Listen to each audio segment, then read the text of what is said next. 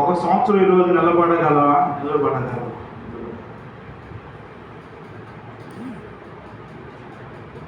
దేవుని మాట కొరకు ఎదురు చూడగలవా? మన జీవితం వెయిట్ చేయగలవా?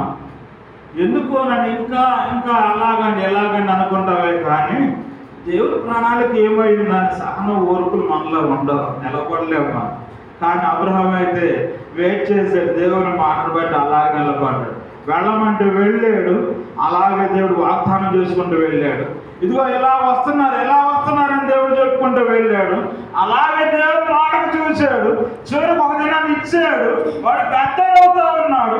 పెరుగు పెద్దవాడు అవడమే కాక పెరుగు పెద్దవాడే తర్వాత అన్నాడు, అబ్రహాం నీ కుమారుని ఇస్సాకును తీసుకుని మోరియా పర్వతం మీద ఏం చేయాలి?